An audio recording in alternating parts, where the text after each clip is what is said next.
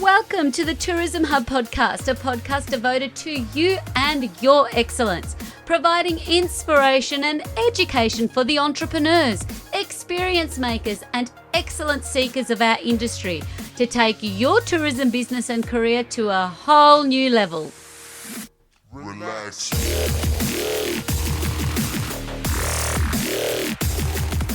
Hey!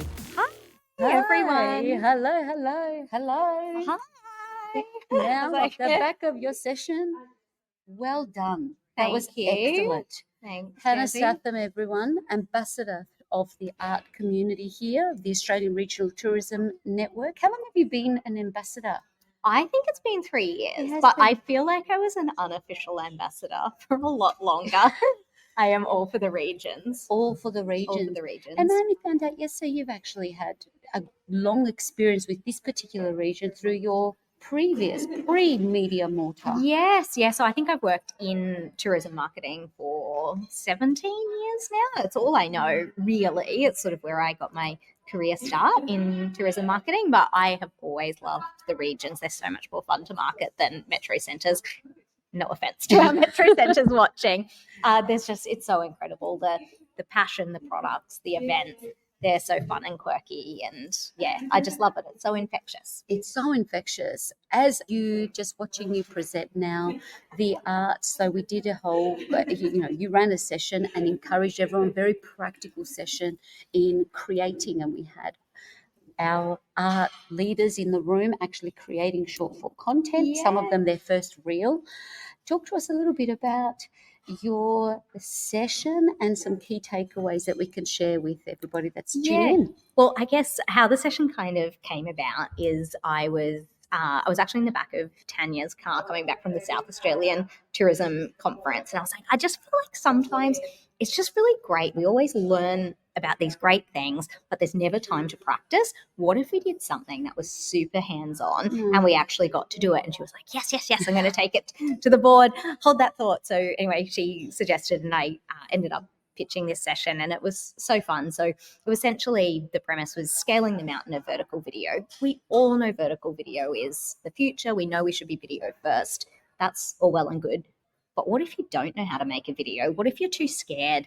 What if no one sat down to teach you and now you feel like you're behind the 8 ball? Yeah. So you do nothing. And all that's happening is you're getting further behind. So we had a really gentle, soft space for everyone to land, to create a video. We did a really simple version, which was templates, which only 2 people took, and everyone else took the harder option, which was a really cool trend with some transitions. They had to edit, they had to cut it together, and every single person in the room got it out. They worked in teams. It was really fun. And at the end, we were trying to get them out of the room, and everyone still wanted to finish their videos. Well, there was so much commotion. Poor Hamish thought that the session had ended. Yeah. This is like, they're coming out. There was just, that was a lot of fun.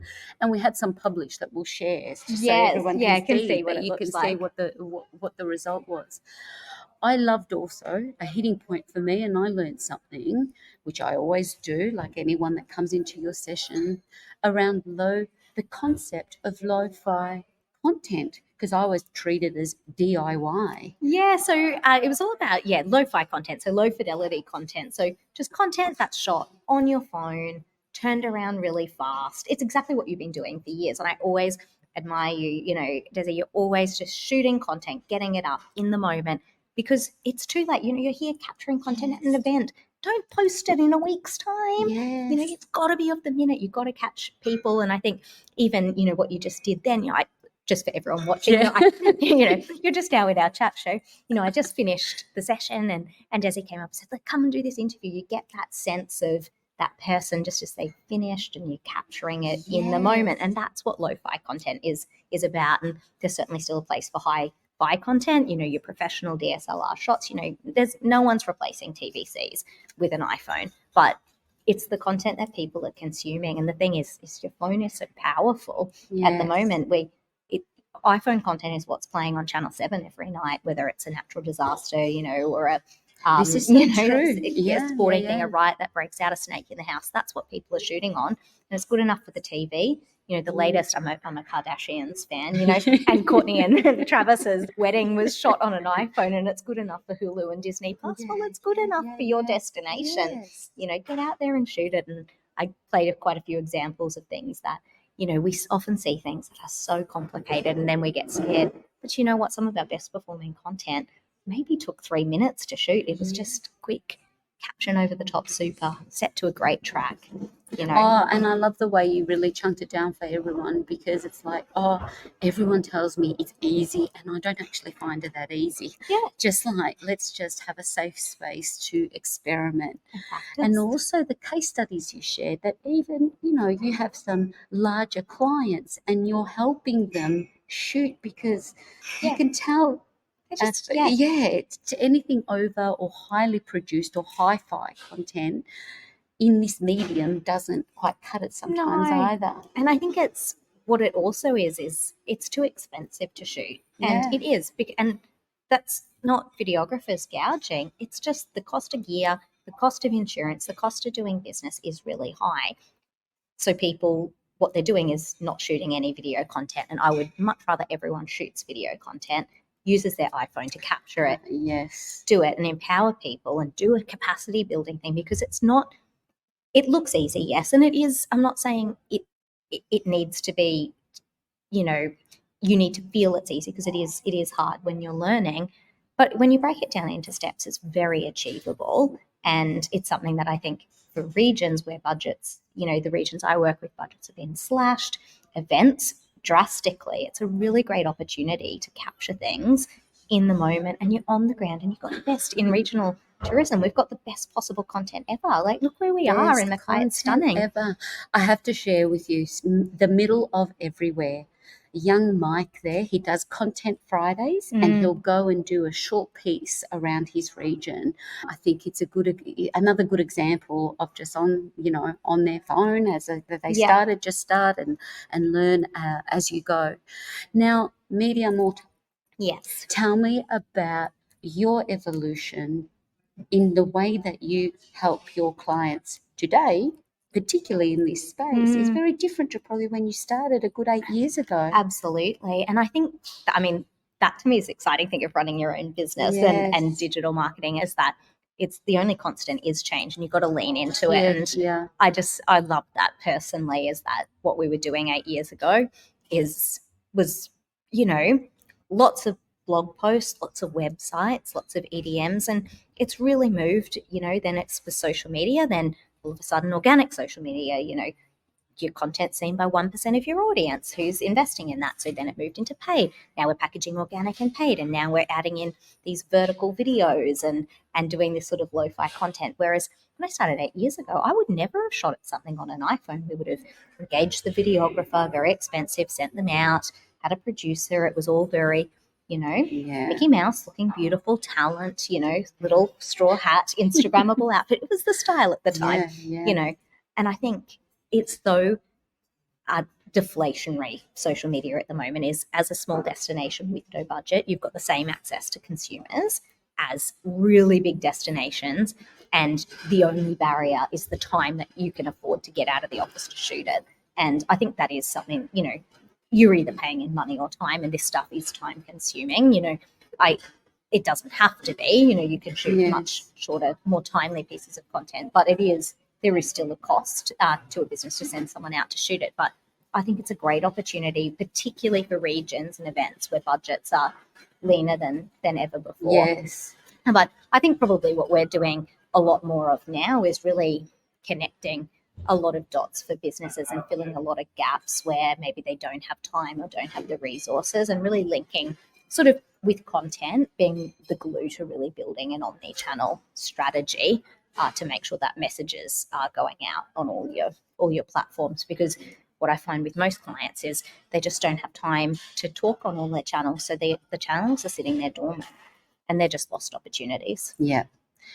That's a really important distinction there, that if it's also realizing that for me to do this, and it's not even about doing it well or not, be consistent. Yes. That I've made the decision, I want to show up, I want to, we're doing a disservice by not showing up to these channels, to our destination. What it is if you don't tell your story, someone else will.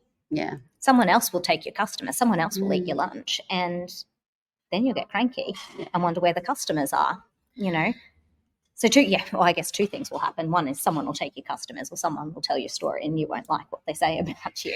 I think you it's know. important too, on the back of Mark's presentation, and we did a little interview with him earlier on the feed, but even from having the systems and the strategies in place when it comes to crisis and not being in control of the narrative that's been told, how can you deliver content quickly and feed the media the good stories? Exactly, and wasn't that interesting when Mark said that the first people he got on the ground was the content creators? Yeah. But probably, I think before that, it would have been his staff. It was the content creators internally. Yeah. And whenever, we've been doing any sort of comms pieces around crisis, it's vertical content, VNRs, back when I was, a proper publicist, we, would create these VNRs with these big cameras, video news release, and we'd go and film this and write this press Two things I've release. learned today. Stick around with me, Destiny. I'm full of acronyms. VNR. And you do these VNRs, and they were enormous, big, massive cameras. Like what I do now, go out with my iPhone, film something going down, but equally, if I'm in charge of the comms strategy, I'll get my spokespeople, I speak to them, get it from all sort of angles, get a bit of vision. You send that off to the news. That's what they're running. Or what I'm doing for a couple of clients, just tag them in my reel on Instagram. Yeah. And it's been getting picked up. I haven't sent a press release been doing tourism marketing for 17, 18 years and haven't sent a press release for 16 of them. See, even the way that these, like on Instagram, the way you can collaborate together. Exactly. And amplify content that now, even probably 6 months ago, we collaborate on a reel together. I'd have to send it to you, or you send whoever's the lead in the production. But now we just collaborate. We leverage on that data. Exactly. I never thought of that, but that's what we'll do. That's what we could do later. Yeah. But it's true. I mean, I remember going on a holiday 12 years ago, and that was a big thing. I went and bought a big beastie lens and a good digital camera for the memories with the kid.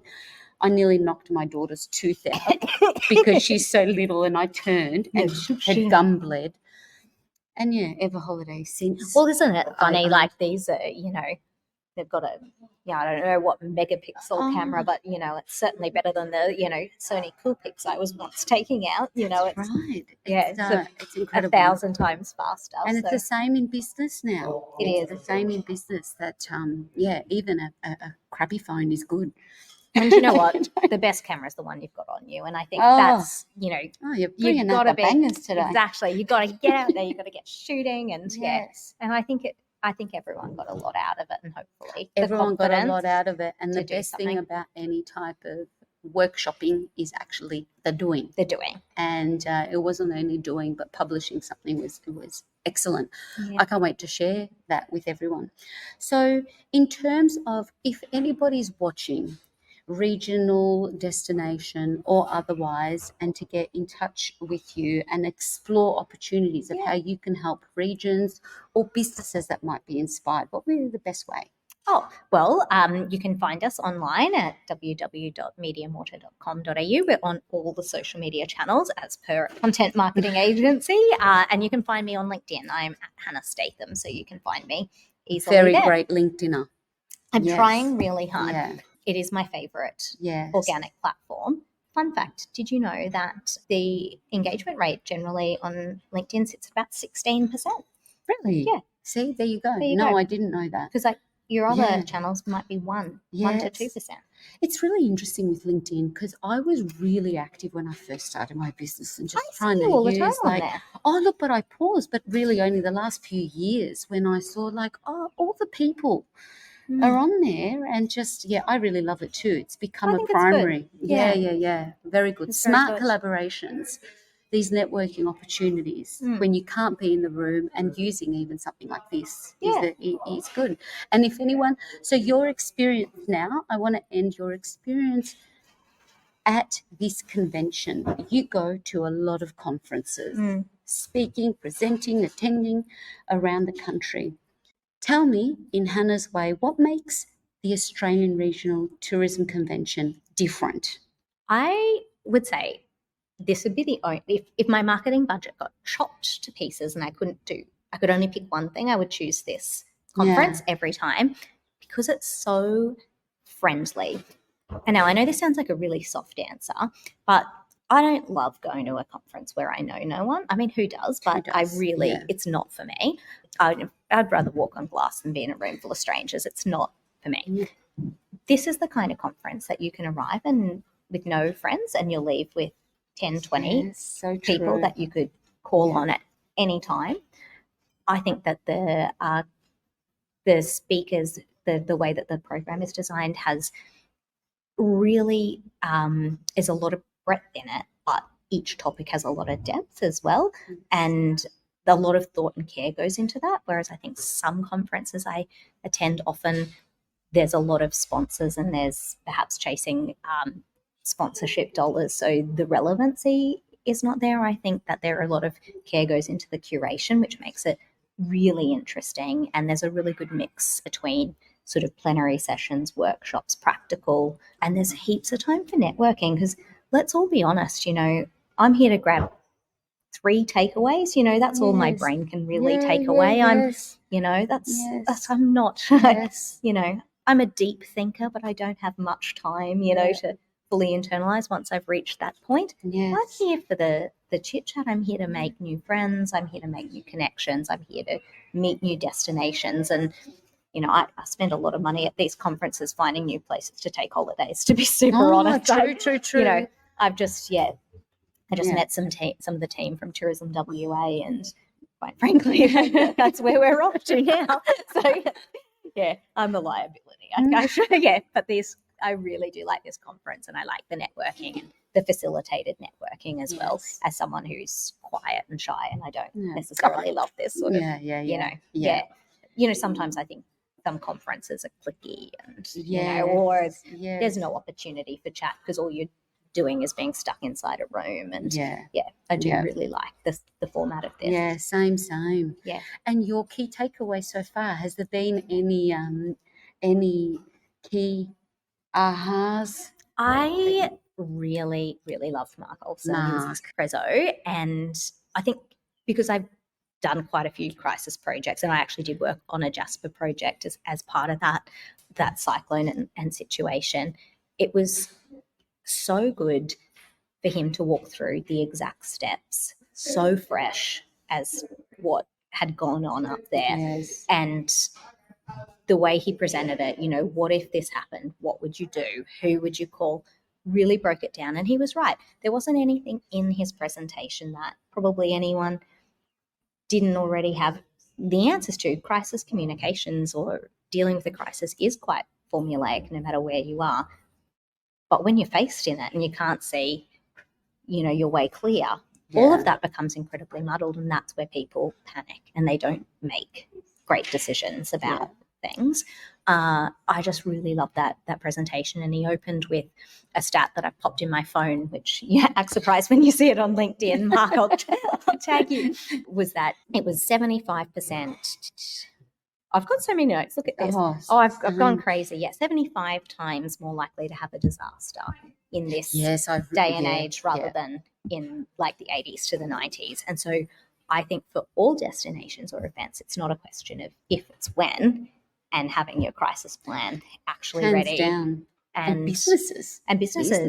And I think from what I know of particularly natural events that I've worked on in the last 12 months, your biggest channels that you've got to talk to people in a crisis are your digital ones. They are your Facebooks. They are your Instagram. At scale.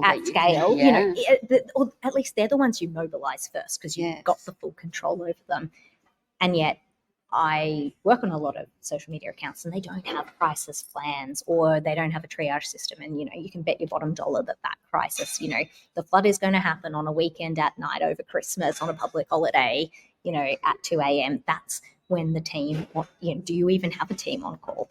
Most people don't. So that really resonated for me. And I really loved the Finch Hatton mountain biking prezzo. I went to that because it was just, it's the most epic brand and design. And I really enjoyed seeing that and a council really invest heavily in a brand strategy. It's this local. I missed that one. That's the it's the local mountain biking trail. Oh, we yes, didn't do Ian was that. telling us It was about, it was yeah. just really cool because I think often businesses or brands or destinations get a bit scared at the 11th hour to be bold and brave with their branding, and it's beautiful. We didn't do it or anything, but it's beautiful. Yeah. It's really cool, and it looks the goods, and it's branded the whole way through, even the names of the tracks. I think one's called Chuckasiki, for example. So like the tone of voice, So the that's brand, just and clever. it's Yes, memorable, yes. and I just love it when a business or a brand is actually bold enough. To me, it makes no sense to be a wallflower, and yet how many wallflower brands do you find everywhere?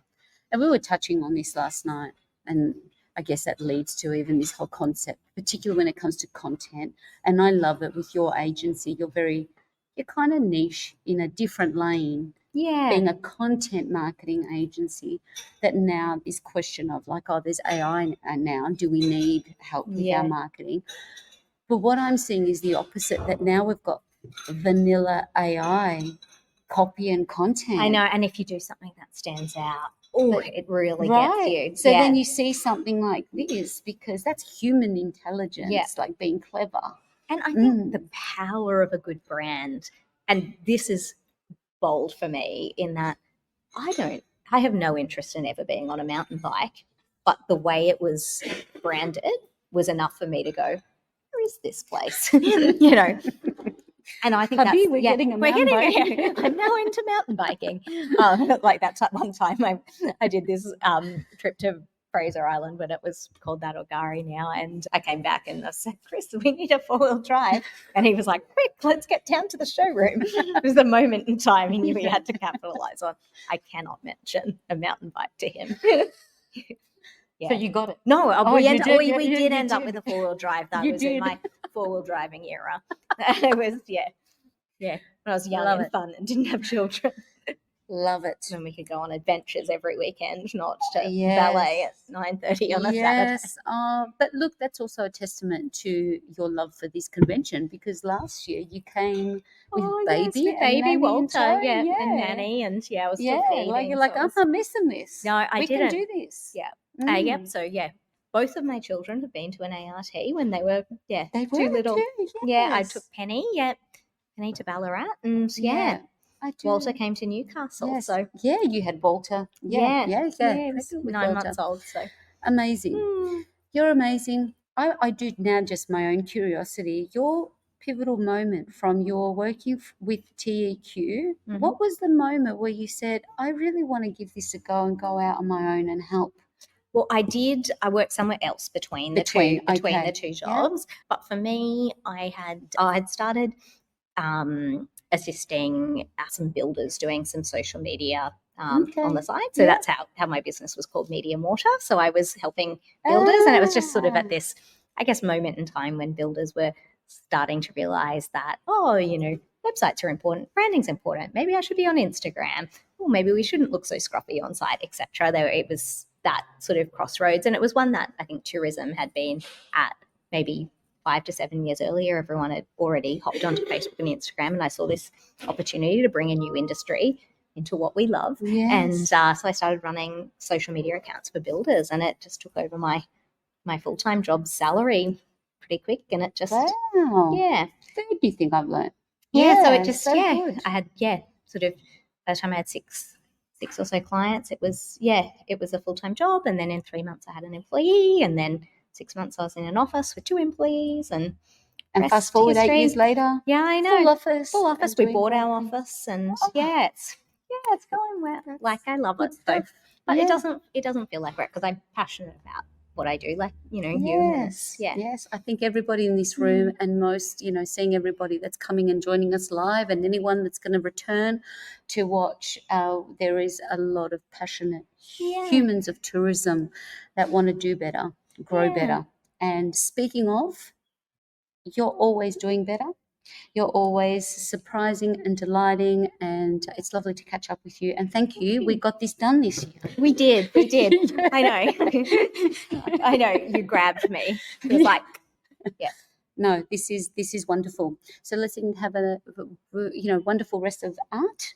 Thank you. And lots more to take in. We're not even at day one completion yet. No, So but there's I still feel like another- I've done my talk, so I can kick so my you heels can up go- tonight. Yeah, nice. No, I'm on tomorrow at Ask an Ambassador, so I'm talking if anyone. Yes, what's that? So for anyone that may be considering next year, talk about that, the ambassadorship. And what? So there's 10 of us in total, and at the convention they do this program as a part of the schedule. I don't know what you call it. A block of time called Ask an Ambassador, where each of the ambassadors, each of us have a different specialty, and it's kind of like speed dating. So last year it was maybe tables of 10 plus your ambassador, and each of us had a topic. So last year I did, my whole thing was on TikTok, and people would come and ask me questions about TikTok and working with creators and relevant to their business council event, wherever they were coming from, and we would troubleshoot. I would provide advice, and maybe as a group we'd troubleshoot. So this year I'm doing some stuff around paid social media and social media strategy, and people can swing past my table, and it was really good, particularly last year because we were doing TikTok, and I had a heap of councils at my table, and a lot of the challenges that if one council was facing it was the same challenge that the next. So it was really interesting to group think and share knowledge on how to get around certain things. Especially with TikTok, I've heard it along the grapevine, particularly in the last 6 months, a lot of councils have banned TikTok. Have you found that too? Yeah, and lots can't get it over the line. Yeah. Because it's of privacy issues, etc., which not to be dismissive of. They're very legitimate concerns, etc. Yeah. But at the same time, if you're going after this Gen Z market and that's relevant to your destination, there's a real argument for it. And that certainly doesn't dismiss TikTok-esque content like you taught everyone today that can be used on the mainstream platforms. Yeah, exactly. Thank you. Thank you for More joining to come. us. Yes, thank you to everyone for joining. Look, there's people are staying there. Oh, people are there. Oh, this is embarrassing. No. Thank you for joining us. Now on the couch with Hannah and Jessica. A good artful chat. So thank you, everyone. Enjoy the rest of the convention, and more to come. Thank you, Hannah. Media Mortar. Check her out. Relax.